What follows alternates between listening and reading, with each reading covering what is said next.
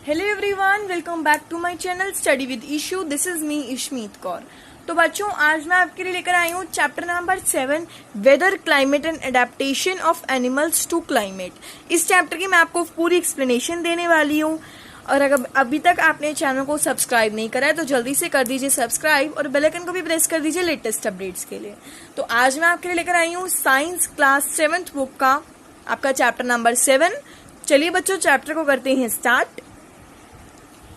Introduction हम सबसे पहले पढ़ेंगे। You must have heard the weather forecast on radio. आपने पढ़ा है वेदर की जो रिपोर्ट्स आती है रेडियो पे पढ़ा होगा, न्यूज़पेपर्स टेलीविजन पे पढ़ा होगा और आपने पब्लिश भी देखा होगा, जैसे न्यूज़पेपर पे पब्लिश होते हैं डेली। आज का वेदर आया, आज का वेदर ठंडा है, गर्म है, बरसाती है, कैसा है। The weather person sticks about the maximum and minimum temperature and humidity levels of the day. तो वेदर हमें बताता है कि कितना ज़्यादा टेम्परेचर जाएगा, कितना कम टेम्परेचर जाएगा, कितनी ह्यूमिडिटी होगी, आज दिन में क्या होएगा, क्या लेवल क्या है उसका। You too must have discuss these while reading the news bulletin during your morning assembly in the school. आपने इसको जब आप स्कूल में मॉर्निंग असेंबली करते हो बेसिकली तब पढ़ते होगे आप अपने न्यूज़पेपर को। क्या आपने सुना है कभी हमें क्यों पता होना चाहिए क्या temperature of a chance of a rain, हमें क्यों पता होना चाहिए कि आज बारिश आनी है या नहीं आनी? क्योंकि एक वेदर फोरकास्ट करता है made so that we can well be informed in advance. Weather ना हमें पहले ही इन्फॉर्म कर देता है कि हाँ आज बारिश आनी है नहीं आनी, आज मौसम कैसा होना है, एडवांस में ही। क्योंकि हम उससे प्रिकॉशंस ले लेते हैं in case of extreme weather और रेनफॉल और थंडरस्टॉर्म। जैसे कभी बहुत तेज बारिश आने लगी, आज का वेदर बहुत ठंडा है, बारिश आ रही है, मतलब समझ में आ जाएगा आज बारिश आ रही है, तो हम कपड़े नहीं डालेंगे सूखने को, मतलब ऐसे ड्राई होने के लिए। तो मैं वेदर सब कुछ पहले बता देता है, आज तूफान आना है, क्या होना है आज, so that the fisherman in coastal areas can be word to stay away from the seas. और जो फिशरमैन है, जो मछुआरे हैं बेसिकली, वो सीज से थोड़ा दूर होके बैठ जाएंगे कि ताकि आज मौसम ठंडा है, आज थंडरस्टॉर्म आना है, तूफान वगैरह आना है, तो आज मैं थोड़ा दूर होके बैठ जाता हूँ क्योंकि बहुत सी वेव्स भी आती हैं। सो इस चैप्टर में बच्चों हम लर्न करने जा रहे हैं वेदर के बारे में, क्लाइमेट के बारे में और उसके इफेक्ट्स क्या क्या पढ़ते हैं ऑर्गेनिजम्स के ऊपर। तो ये सब चीज़ें हम पढ़ने जा रहे हैं। इंट्रोडक्शन में आपको छोटा सा समझ में आ गया कि हम क्या पढ़ेंगे। चलिए बच्चों, अब हम पढ़ेंगे वेदर के बारे में कि बेसिकली वेदर क्या होता है। Weather report tells us about the information about the, वही मैंने आपको बताया, जो वेदर है वो हमें बताता है इन्फॉर्मेशन कि आज मैक्सिमम मिनिमम टेम्परेचर होना है, कितनी ह्यूमिडिटी होनी है, रेन होनी है, थंडर होनी है, शार होना है, क्या होना है। व्हाट इज वेदर, वेदर होता क्या है, why does the temperature, humidity etcetera of a place very. Let us do this activity. अभी एक्टिविटी तो आप एक बार रीड करेंगे तो आपको समझ में अपने आप ही आ जाएगी। आगे बढ़ते हैं अब हम। From your comparative statement, you must have noticed that the maximum and minimum temperature and humidity etc.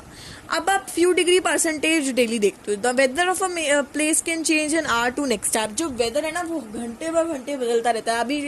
अभी आप देख लोगे, अभी धूप आई हुई है, फिर एक घंटे बाद बारिश वाला मौसम हो जाता है। वेदर तो बदलता रहता है, वो वेदर का कोई वो नहीं होता अपना। तो you must be thinking why it happens, and it happens because of the sun. ये सन से हैपन होता है, मतलब सन की वजह से होता है, क्योंकि जो पोजीशन ऑफ द सन होती है ना वो हमारे वेदर अर्थ पर बड़ी डिपेंड करती है। Weather of a place varies due to the temperature, atmospheric pressure, rainfall, humidity, इन सब चीज़ों पे करती है। जैसे क्लाउडनेस पर, विंड्स पर, जो कि वहाँ उस जगह पे आता है। जैसे it's called elements of weather. इनको हम कहते हैं बच्चों एलिमेंट ऑफ वेदर। अब आपसे क्वेश्चन पूछा जा सकता है कि एलिमेंट ऑफ वेदर क्या होते हैं, तो आप बता सकते हो temperature, atmosphere, pressure, rainfall, humidity, these are called the elements of the weather. So you guys can answer very easily. अब हम पढ़ने जा रहे हैं the weather is a day to day conditions of the atmosphere at a given place and time. तो weather का कुछ वो नहीं होता, वो एक घंटे बाद बदलता रहता है, जैसे कि मैंने आपको बताया। द कंडीशंस इंक्लूड, अब कंडीशंस में क्या क्या इंक्लूड होता है, जैसे टेम्परेचर हो गया, ह्यूमिडिटी हो गई, एटमॉस्फेरिक प्रेशर, क्लाउड्स, रेनफॉल, ये कुछ भी हो सकता है। कभी गर्मी, कभी सर्दी, कभी कुछ एटमॉस्फेरिक प्रेशर, तो चलता रहता है। तो अब हम पढ़ने जा रहे हैं आगे। You must be thinking who prepares this weather report. अब आप सोचते होंगे कि वेदर रिपोर्ट बनाता कौन है और क्यों बनाता है। तो वेदर रिपोर्ट ना फोरकास्ट ऑफ इंडिया बनाती है, जो कि made by the meteorological department. Meteorological department होते हैं बहुत बड़े बड़े, गवर्नमेंट ऑफ इंडिया बनाती है। The department collects data on temperature. जो डिपार्टमेंट होता है वो जो डाटा कलेक्ट करता है टेम्परेचर का, कि आज क्या टेम्परेचर होने वाला है, ह्यूमिडिटी, रेनफॉल का, और अलग अलग प्लेसेस पे, तो वो प्रिडिक्ट कर लेता है, प्रिडिक्शंस कर लेता है। एलिमेंट्स ऑफ वेदर, मैंने आपको बताया एलिमेंट्स ऑफ वेदर क्या क्या होते हैं, टेम्परेचर होता है, ह्यूमिडिटी, रेनफॉल। अब हम उन सब के बारे में डिटेल में पढ़ने जा रहे हैं। चलिए बच्चों अब शुरू करते हैं पढ़ना। The various elements of weather are temperature, humidity, rainfall, cloud and wind etcetera. Temperature के बारे में सबसे पहले हम पढ़ेंगे। The temperature of a place is measured by a specifical thermometer that are maximum and minimum thermometer. अब जो तापमान है वो नापा जाता है मैक्सिमम मिनिमम थर्मामीटर से। मैक्सिमम जो टेम्परेचर होता है वो डेली ऑकर होता है, जैसे afternoon on a sunny day, गर्मी हो जाती है सनी डे वाले दिन। And while the minimum temperature recorded at the early morning, जो सुबह सुबह का टेम्परेचर होता है वो अर्ली मॉर्निंग में रिकॉर्ड कर लिया जाता है। इस क्लीन एंड फ्रेश। इस रीजन से जो पीपल होते हैं वो प्रेफर करते हैं कि वो आज सुबह वॉक करने पे जाएं, एक्सरसाइज पे जाएं या ना जाएं, क्योंकि वो फ्रेश कूल एयर पे डिपेंड होते हैं। और अब हम पढ़ने जा रहे हैं ह्यूमिडिटी एंड रेनफॉल। ह्यूमिडिटी बच्चे क्या होता है, beside temperature humidity and rainfall also can effect the weather. अब टेम्परेचर को छोड़ के जो ह्यूमिडिटी और रेनफॉल होती है ना, वो भी आपके वेदर को इफेक्ट कर सकती है। कैसे? We know the higher humidity in the air, हमें पता है कितनी हायर होती है, that is the chances of rainfall. क्या आज चांसेस हैं भाई रेनफॉल के, आज यहाँ नहीं जाते, आज घूमने नहीं जा रहे हैं, चांसेस हैं रेनफॉल के। हम ऐसे बोलते हैं ना। ह्यूमिडिटी मेजर करती है कि उस इंस्ट्रूमेंट से, जिसको हम कहते हैं हाइग्रोमीटर। क्या कहते हैं बच्चों? हाइग्रोमीटर। तो इट इज अ डिफाइन, ये it's come in the define in the exam की that what you mean by the humidity. तो you guys can tell that hygrometer is a humidity measured by an instrument is known as a hygrometer. Rainfall is measured by an instrument that is rain gauge. अब rain gauge से जो rainfall है वो major करी जाती है, humidity hygrometer से major करी जाती है। It is basically a measuring glass cylinder with a funnel fixed on the top of the collect the rain water. ये फनल फिक्सड होती है जिससे हमें पता चल जाता है कलेक्ट करती है रेन वाटर को, जो बारिश का पानी स्टोर होता है। हम पढ़ने जा रहे हैं बच्चों विंड। इंडिया में, भारत में the rain is bought along by two kind of winds. दो तरह की बॉट करती है विंड्स। जैसे first in south west monsoon, जो एक साउथ वेस्ट मानसून में होती है, जो कि अपीयर होती है जून से सितंबर में, और जो विंड ब्रिंग्स करती है बहुत भारी भारी बारिश, जो कि बहुत सारे पार्ट्स में इंडिया के होते हैं। जैसे आप देख सकते हो कितनी ज्यादा, मतलब लोगों के यहाँ तक पानी भरा हुआ है, लोगों की दुकानों के बाहर तक पानी भरा हुआ है, तो कितनी हेवी रेनफॉल होती है। और एक जगह होती है नॉर्थ ईस्ट मानसून, जो कि नॉर्थ ईस्ट मानसून में जो होती है that is November to March, जो नवंबर के मार्च में बीच में होती है। That is the wind brings relatively lower rains. अब हम तो रहते हैं नॉर्थ ईस्ट में, हम तो नॉर्थ ईस्ट में रहते हैं, तो यहाँ तो बहुत ज़्यादा कम ही होती है, ज़्यादा नहीं होती, लाइटर होती है। बाकी जो साउथ ईस्ट में है वो बहुत ज़्यादा रेनफॉल होती है, और कुछ ऐसा होता है उनका, आप देख सकते हो कितना बुरा हाल है वो। अब पढ़ने जा रहे हैं क्लाइमेट। बच्चों अब आपने यहाँ तक पढ़ा कि वेदर क्या होता है, इंट्रोडक्शन बहुत अच्छे से पढ़ा, एलिमेंट्स क्या होते हैं वेदर के, एक एक चीज समझ में आ गई है, कोई डाउट नहीं रहा है। अभी तक कोई डाउट है तो जल्दी से कमेंट सेक्शन में लिख दो। डाउट वीडियो मैं आपकी हमेशा बनाती हूँ, जैसे कि आप सबको पता ही है। अब हम पढ़ने जा रहे हैं बच्चों क्लाइमेट। क्लाइमेट क्या होता है? तो बहुत सारे बच्चे इसमें वो कर जाते हैं कि वेदर और क्लाइमेट में बेसिकली डिफरेंस क्या होता है। तो अब हम आपको डिफरेंस भी पढ़ाएंगे आगे आगे जाके, तभी आप बड़े इजीली समझ जाओगे। क्लाइमेट क्या होता है बच्चे? तो बच्चों क्लाइमेट क्या होता है? बेसिकली क्लाइमेट ना द एवरेज वेदर पैटर्न होता है, जो कि बहुत टाइम तक चलता है। जो वेदर पैटर्न, उसको हम कहते हैं क्लाइमेट ऑफ अ प्लेस। अब जैसे India is a vast country with varied topography. जैसे अब हम बोलते हैं ना, 1 घंटे बाद अभी गर्मी हो गई, सर्दी हो गई, फिर हल्का हल्का वो ठंड लगनी शुरू हो गई, फिर बारिश आ गई, उसको तो हम वेदर कहते हैं। लेकिन क्लाइमेट क्या होता है? वो बेटा लॉन्ग पीरियड ऑफ टाइम होता है। जैसे अब जो जून जुलाई का मौसम होता है, बेसिकली हम उसको रेनी सीजन कहते हैं। दिसंबर से फरवरी का जो मौसम होता है उसको हम विंटर सीजन कहते हैं, समर सीजन। तो जो लॉन्ग पीरियड ऑफ टाइम तक चलते हैं ना, उसको हम कहते हैं climate. Short period of time को weather, long period of time को climate. Okay, north eastern India receives most of the rainfall and it to for a major part of the year. जो नॉर्थ ईस्टर्न एरिया इंडिया का area होता है वो सबसे ज्यादा rainfall receive करता है। तो जो क्लाइमेट होता है ना, वो ईस्टर्न जो मॉडरेट होता है, hot and well the mountain located areas of the north east like Darjeeling are cold while plenty of a rainfall during the monsoon. तो वो क्या है, जैसे दार्जिलिंग जैसे अच्छे अच्छे प्लेसेस हो गए, वहाँ ठंडी रहती है पूरा टाइम ड्यूरिंग द मानसून के समय में। The climate of the western part of India, जैसे जोधपुर हो गया, राजस्थान हो गया, जैसलमेर हो गया, ये हमेशा गर्म रहते हैं और सूखे रहते हैं पूरा साल। अब राजस्थान है, वहाँ कितनी गर्मी होती है, कितना सूखापन रहता है। दार्जिलिंग चले जाओ, हिमाचल प्रदेश चले जाओ, वहाँ हमेशा ठंड रहेगी। तो ऐसे ऐसे आप हिली एरियाज में जाओगे ठंड रहेगी, ऐसे लोअर एरियाज में जैसे राजस्थान वगैरह में जाओगे तो आपको वहाँ गर्म ही गर्म दिखेगा हर चीज। साउथर्न पार्ट में चले जाओ इंडिया के, और वहाँ ज़्यादा से ज़्यादा बेटा ओशियंस है, तो वो वहाँ हॉट और वेट क्लाइमेट रहता है, और वहाँ 24 घंटे to receive the plenty of rainfall, वो हमेशा रेनफॉल रिसीव करते हैं। जो चाइना है ना वो सबसे ज़्यादा गर्म है, चाइना बोल रही हूँ, चेन्नई है, वो सबसे ज़्यादा गर्म है एंड ह्यूमिड है। और जो वेदर ऑफ अ केरला है, वो केरला के लोग ब्लैक के होते हैं, क्योंकि वो वहाँ का ब्लैक क्लाइमेट बहुत ज़्यादा गर्म होता है और वेट होता है पूरा पूरा साल, तो इसलिए वहाँ के लोग ब्लैक होते हैं, ब्लैक पीपल होते हैं, उनको हम जो कहते हैं, क्योंकि वहाँ हमेशा गर्मी होती है, पूरा साल गर्मी होती है। या इस तरफ क्या है, नॉर्दर्न जैसे दिल्ली वगैरह लगा लो, पंजाब वगैरह ऐसी स्टेट्स में लगा लो, वहाँ ना ठंड होती है ना गर्मी, बिल्कुल बिल्कुल सही वेदर रहता है। यहाँ ठंड भी होती है, गर्मी भी होती है। और वहाँ राजस्थान, दार्जिलिंग वगैरह, वहाँ तो एक प्रॉपर क्लाइमेट हो जाता है through out the year, through out the something. जैसे यहाँ 3-4 महीने बाद चेंज हो जाता है ना, वहाँ पूरा पूरा साल लगा रहता है। So we are starting about the basic difference between weather and climate. Weather क्या होता है बच्चे? Weather day to day life होता है जो चेंज होता है। क्लाइमेट बहुत लॉन्ग पीरियड तक, जैसे 25 सालों तक। और जो वेदर होता है बच्चे, जैसे चेंज फ्रिक्वेंटली वो चेंज होता रहता है, लेकिन जो क्लाइमेट है उसको 100 साल लग सकते हैं, 100 साल लग जाते हैं चेंज होने में। जैसे मैंने आपको क्लाइमेट के एग्जांपल्स दिए हैं, जैसे राजस्थान गर्मी, दार्जिलिंग ठंड, तो वो थ्रू आउट द ईयर ही रहते हैं। कुछ कुछ जगह होते हैं ना जहाँ ठंड पड़ती ही पड़ती है थ्रू आउट द ईयर और 1000 ईयर्स तक, और कुछ जगह होते हैं वहाँ गर्मी ही गर्मी पड़ती रहती है। और वेदर जो हमारे डे टू डे चेंजेस होते हैं, जो डिफरेंट टाइप्स ऑफ वेदर को कंडीशंस प्लेस करे, एक्सपीरियंस करे, उसको हम वेदर कहते हैं। जो प्लेस खाली एक टाइप ऑफ क्लाइमेट एक्सपीरियंस करे उसको हम क्लाइमेट ऑफ द एक्सपीरियंस कहते हैं। अब हम पढ़ने जा रहे हैं बच्चों क्लाइमेट एंड एडेप्टेशन।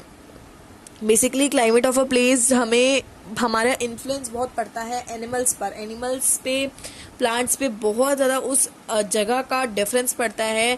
जैसे you may recall the adaptations in plants, जैसे आपने पढ़ा है 9th चैप्टर नंबर 9 जो क्लास 6 में आपका पढ़ा था आपने, कि कैसे कैसे एडेप्टेशंस करते हैं। एडेप्टेशंस बच्चे is a ability to of organism that enables to survive a particular area with a typical climate. अब जो एडेप्टेशन है ना, वो एक एनिमल का बहुत ज़्यादा एबिलिटी है कि वो उस पर्टिकुलर एरिया में रह सकता है।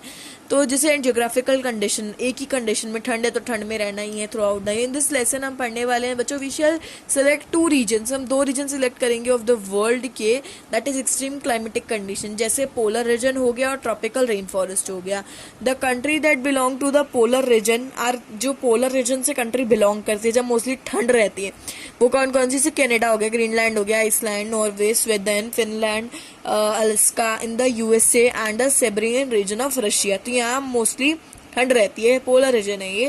और जैसे ट्रॉपिकल रेन फॉरेस्ट जहाँ हमेशा बारिश होती रहती है, वो कैसे? इंडिया है, मलेशिया है, Indonesia, Brazil, democratic Republic Congo, Kenya, कन्या, उगंडा, निग्रोई, ये सब मोस्टली ट्रॉपिकल रेन फॉरेस्ट में ही एरियाज में आते हैं।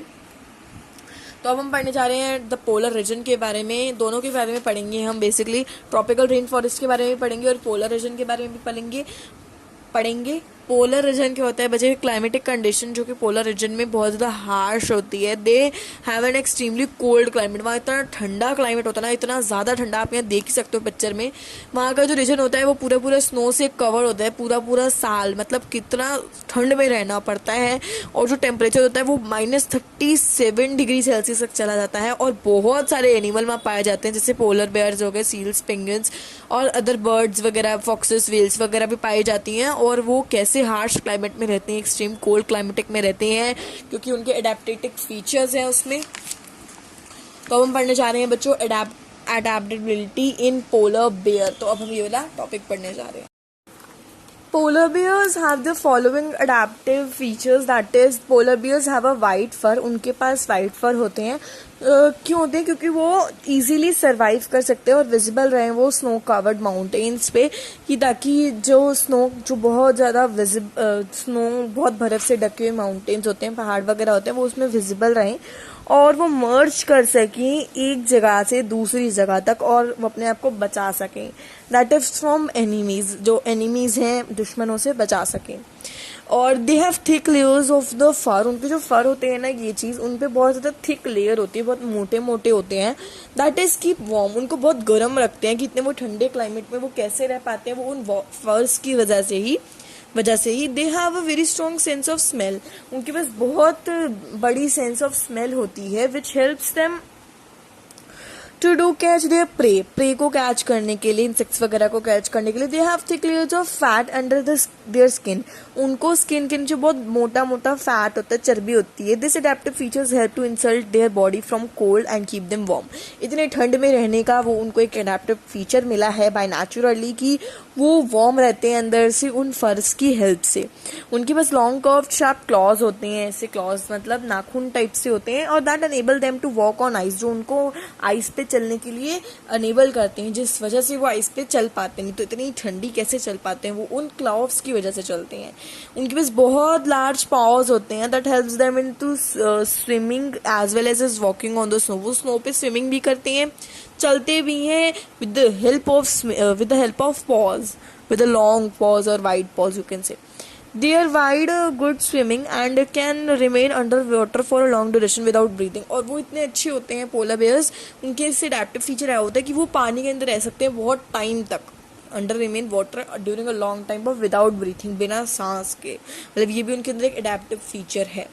अब हम बढ़ने जा रहे हैं अडेप्टेबिलिटी इन पेंगुइन्स। पेंगुइन्स में क्या होता है, penguins have the white furthers that help them merge from there surroundings. उनके पास वाइट फर्दर होते हैं कि ताकि वो एक जगह से दूसरी जगह जा पाए। उनके पास बहुत मोटी मोटी चर्बी होती है और बहुत सारा फैट होता है कि ताकि वो इतने ठंडे रीजन में सर्वाइव कर सके, एकदम पोलर बेयर जैसे। Penguins huddle together specially in bad weather. जब पेंगुइन सारे एक साथ हो जाते हैं जब बैड वेदर होता है, मौसम खराब होता है, और वो स्टिमुलाइज करते हैं अपनी बॉडी को, which ensure them to swim in the water. वो पानी में भी स्विम कर सकते हैं इतनी ठंड में, वो उनके फर्स की वजह से ही होता है। तो अब हम पढ़ने जा रहे हैं tropical rain forest. Tropical rain forest का था, tropical rain forest basically located है equator, so the climate generally hot and wet. Tropical rain forest में जो कि है आपका इक्वेटर के बिल्कुल नीचे लोकेट करता है, जहाँ हॉट गर्म और वेट सूखा क्लाइमेट रहता है। It rains heavily during the monsoon. वहाँ ज़्यादा रेन मानसून में ही होती है। This kind of climate supports plants growth. और ऐसे क्लाइमेट में प्लांट की ग्रोथ होती है। और ऐसे रेन फॉरेस्ट को डेंस ग्रीन वेजिटेशन भी कहा जाता है। हैविंग डेंस ग्रीन वेजिटेशन, वहाँ बहुत घने घने वेजिटेशन होते हैं, वहाँ झाड़ियाँ बहुत घना घना होता है और वहाँ ही प्लांट्स ग्रो हो पाते हैं। Temperature varies during summers. Temperature तो चेंज होता ही है। समर्स में इट में rise up the 40 degree Celsius, इतनी गर्मी हो जाती है 40 डिग्री सेल्सियस तक चला जाता है। In winters the temperature goes variety like 10 degree Celsius 15 degree Celsius. इसमें 10 डिग्री 15 डिग्री सेल्सियस है, लेकिन जब पोलर रीजन्स वगैरह है वहाँ तो बहुत ज़्यादा, मतलब माइनस में भी 50 चला जाता है, मतलब बहुत ज़्यादा हो जाता है वहाँ तो। It is hub of variety of plants and animals. यहाँ बहुत सारे वेराइटी ऑफ प्लांट्स होते हैं, एनिमल्स होते हैं। Tropical rain forest basically is a half of the animal and third of the plant on the earth. Third plant of the earth है, मतलब mostly यहाँ एनिमल्स ही एनिमल्स है, आज तो एनिमल्स ही भरे हुए हैं, और थर्ड प्लांट कहा जाता है अर्थ पे इसको, ट्रॉपिकल रेन फॉरेस्ट को। The red eyed frog. Red eyed frog के बारे में अब हम पढ़ेंगे। रेड आइड फ्रॉग बच्चे वो होता है, इट लिव्स ऑन ट्रीज, वो ट्रीज पे रहता है। Hence sticky pads on that field that helps it to climb. उनके बहुत ज़्यादा स्टिकी होते हैं जो उनके पैड्स होते हैं। पेड्स मतलब पैड्स मतलब बेसिकली ये कि वो उनको जो हेल्प करते हैं क्लाइंब करने के लिए, चढ़ने पे ट्रीज के लिए। अब पढ़ेंगे बच्चों lion tailed macaque. It is a type of bearded ape living on the trees. एक ऐसा टाइप ऑफ होता है एनिमल जो कि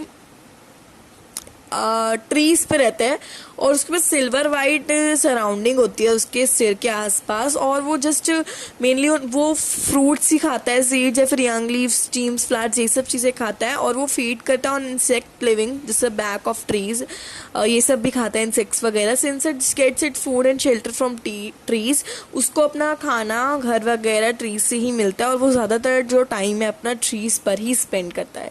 भारत में in India the lion tailed McCue is found in the rain forest of western Ghats. तो ये जो लाइन टेल्ड मैक्यू ये बेसिकली वेस्टर्न घाट्स में ही पाया जाता है भारत में, इंडिया में। ये क्वेश्चन आ सकता है तो आप अच्छे से इसको कर लीजिए।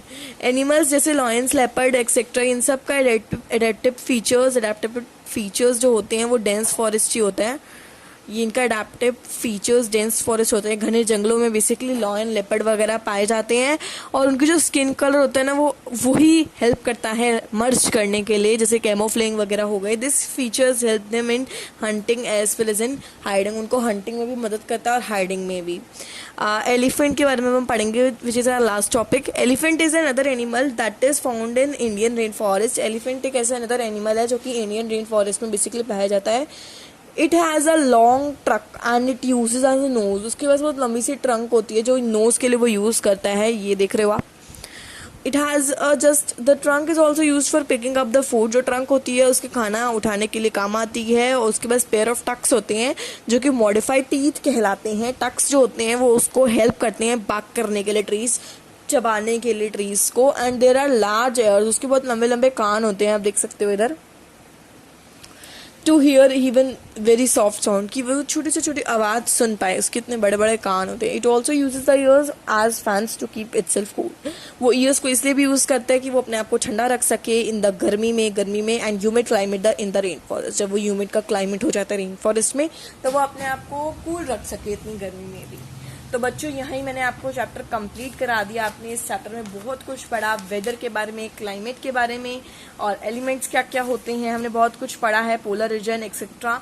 तो अगर आपको आज की वीडियो से कुछ भी ऐसा लगे कि हेल्प मिली है, हाँ हमें ये चीज़ क्लियर हुई है, तो प्लीज़ लाइक का बटन है उसको ज़रूर प्रेस करें। अगर आपको स्टिल कोई डाउट आ रहा है कि ये चीज़ नहीं समझ में आई है, तो मैं, आप सबको पता ही है, डाउट वीडियो तो बनाती हूँ, तो मैं आपके डाउट की पक्का वीडियो बनाऊंगी और आपका नेम भी लूंगी जिसका भी डाउट है। तो अगर डाउट है तो आप प्लीज़ कमेंट सेक्शन में लिख दीजिए। वीडियो को लाइक करना बिल्कुल मत भूलना। अगर अभी तक चैनल को आपने सब्सक्राइब नहीं करा और आप मेरी वीडियो देख रहे हो, तो जल्दी से चैनल को सब्सक्राइब कर दीजिए और बेल आइकन को भी प्रेस कर दीजिए। जितने भी लेटेस्ट अपडेट्स आएंगे मेरे, आपको पता चल जाएंगे वीडियोज़ के। तो I will meet you all in the next video. तब तक के लिए bye bye and take care. Bye bye all.